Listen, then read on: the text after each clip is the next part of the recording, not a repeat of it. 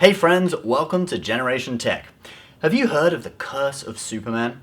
The fact that many of the actors who played the role had tragedies happen to them or in their life in general, the most obvious of which being Christopher Reeve, who played Superman in the movies in the late 70s and 80s. In 1995, he fell off his horse, which left him paralyzed from the neck down. Well, luckily, nothing that horrific has happened to any of the actors who played Anakin Skywalker, but arguably playing the role did help to end several actors' careers. Let's look at them in chronological order in the Star Wars timeline. The actor who played the young Anakin Skywalker in Star Wars Episode 1 was Jake Lloyd. He was just 10 years old at the time. He received mixed reviews for the role, winning a Young Artist Award for Best Performance in a Feature Film from an actor 10 years old or younger, but also being nominated for a Golden Raspberry Award for Worst Supporting Actor. Luckily, there was one character in that movie that fans hated even more. Missa called Jar Jar Binks. Missa, your humble servant. That won't be necessary. Oh, but it is. That's right, Ahmed Best saved Jake Lloyd by taking home the Worst Supporting Actor Award for his portrayal of Jar Jar Binks. But playing Anakin had a deep effect on Lloyd's personal life.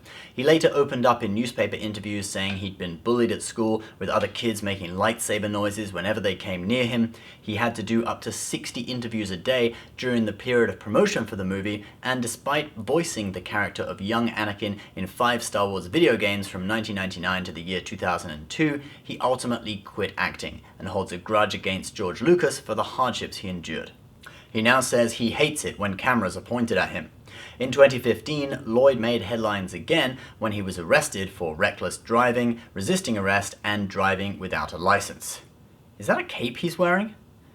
Perhaps he still does have some inner Jedi left in him.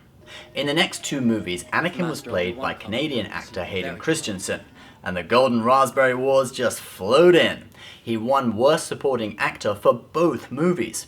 In addition, he did win some awards recognizing the merits of his performance, for example the 2006 MTV Movie Award for Best Villain. George Lucas picked Christensen for the role because he needed someone who, quote, has that presence of the dark side. In my opinion, Christensen actually did a pretty good job of portraying someone who was jealous, mentally unstable, and fighting an internal battle between light and dark.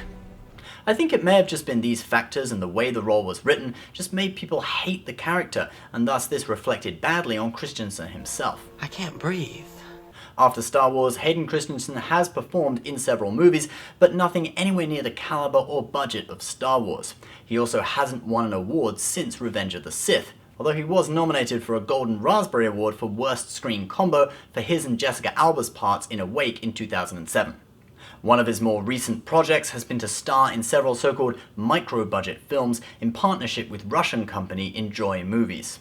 The first of which, American Heist, had a budget of just $10 million and was considered a box office bomb. Showing in only 10 theaters in the US, it raked in just over $5,800.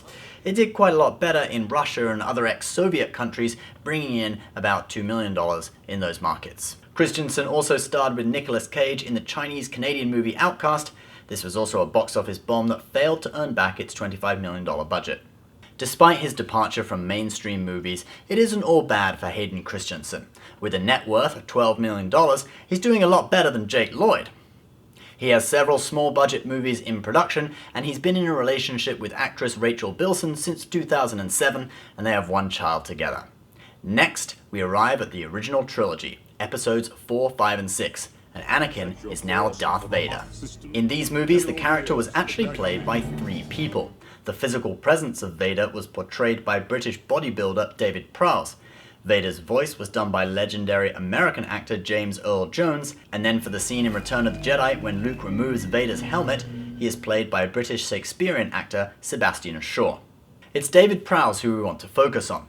Although Prowse spoke all the lines of dialogue while recording, George Lucas wasn't a fan of Prowse's voice. He had an English West Country accent. If you don't know what that sounds like, here are some of Prowse's original recordings. Start tearing this ship apart piece by piece until you find those tapes. Find the passengers of this vessel. I want them alive! The diplomatic... You are part of the Rebel Alliance and a traitor. Take her away. After filming, George Lucas replaced Prowse's voice with that of James Earl Jones for a darker, more authoritative feel. This is no doubt hard to accept for Prowse. Prowse also felt sidelined during the filming of fight scenes at the end of Return of the Jedi, when he kept breaking the stand-in sticks for lightsabers and was later replaced by the film's stunt choreographer for those scenes. Prowse also messed up several times off set.